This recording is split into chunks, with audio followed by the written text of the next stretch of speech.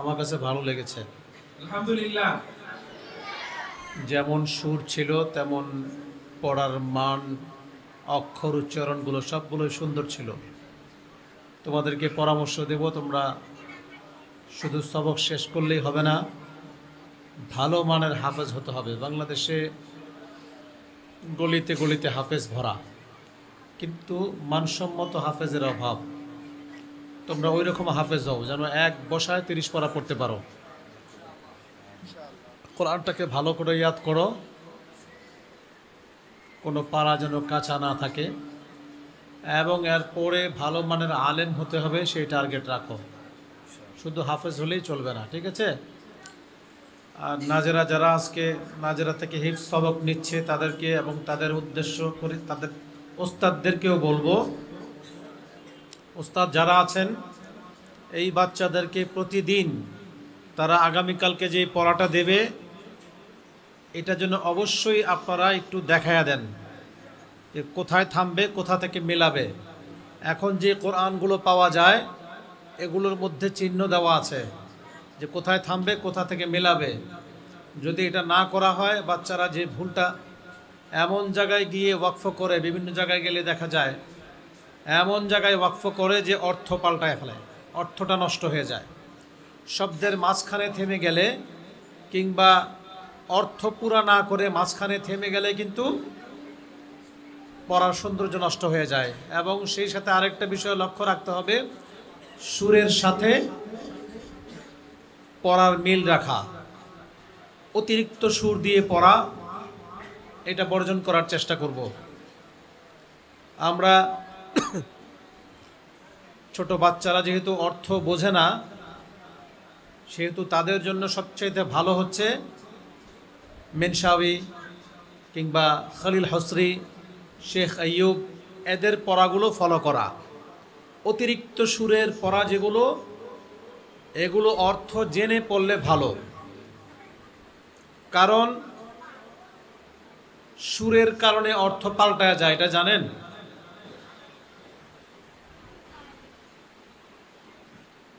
কুল্লু নাফসিন যায়িকাতুল মাউত, এটার অর্থ কি জানা আছে সবার? এটা যদি কেউ খুব সুন্দর করে মজা করে টান দিয়ে পড়ে, অনেক কড়া সুরে পড়ে, আমরা বাঙালিরা যারা অর্থ বুঝি না তারা বলবো যে লিল্লাহি তাকবীর, মাশাআল্লাহ। কিন্তু আরব যারা অর্থ বোঝে তারা বিরক্ত হয়ে যায়। যেমন কুল্লু নাফসিন যায়িকাতুল মাউত, প্রত্যেক প্রাণীকে মৃত্যুর স্বাদ নিতে হবে, তাই না? এখন এটা আমি খুব টেনে পড়লাম, কুল্লু নাফসিন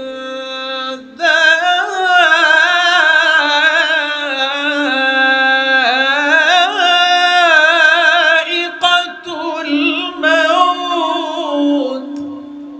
আপনারা বলবেন নারায়ে তাকবীর, লিল্লাহি তাকবীর, কিন্তু আরবরা রাগ করে, কারণ অর্থ হচ্ছে মৃত্যুর, এখানে মৃত্যুর কথা বলছে। আমি এখানে খুশির সুর দিয়ে দিছি। আমাকে এই আয়াতের সাথে সুরের মিল রাখতে হবে। কুল্লু নাফসিন যায়িকাতুল মাউত, কুল্লু নাফসিন যায়িকাতুল মাউত।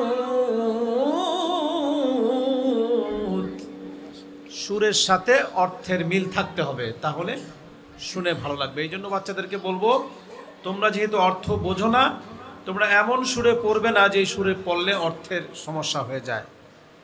মেনশাওয়ি সর্বকালের সেরা কয়েকজন কারি সাহেবের মধ্যে একজন।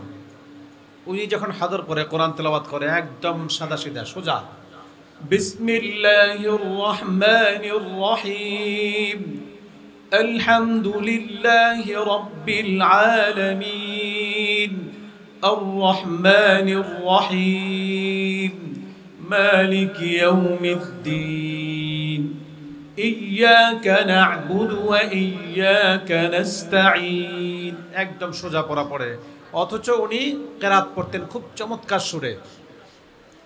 তো বাচ্চাদেরকে শেখানোর জন্য, বোঝানোর জন্য যে সহজ করে পড়লেও শুনতে ভালো লাগে। তো তোমরা বাচ্চারা যারা হিফজ সবক নিবা, মুহাম্মদ বেশি, যারা নতুন আরেকটু বেশি ছড়ায় পড়বো, আলহামদু লিল্লাহি রাব্বিল আলামিন। এইভাবে ভেঙে ভেঙে মস্ক করব। ওস্তাদরা এভাবে অক্ষরগুলো আলাদা করে করে মস্ক করাবেন, তাহলে বাচ্চারা সহজে উচ্চারণগুলো ধরতে পারবে। তো আল্লাহ পাক আমাদের সকলকে সহজ করে সুন্দর করে কোরআনে পাক তেলাওয়াত করার তৌফিক দান করুক, সেই সাথে ভালো মানের হাফেজ এবং আলেম হওয়ার তৌফিক দান করুক। সকলে আমরা দুরূদ শরীফ পড়ি। আল্লাহুম্মা সাল্লি আলা মুহাম্মদ ওয়া আলা আলি মুহাম্মদ কামা সাল্লাইতা আলা ইব্রাহিম ওয়া আলা আলি ইব্রাহিম ইন্নাকা হামিদুম মাজিদ। বাচ্চাদের যাদের হাতে কোরআন দিচ্ছেন ওরা দাঁড়ায় পড়ুন, কারণ আমি উপরে বসা আছি আমরা।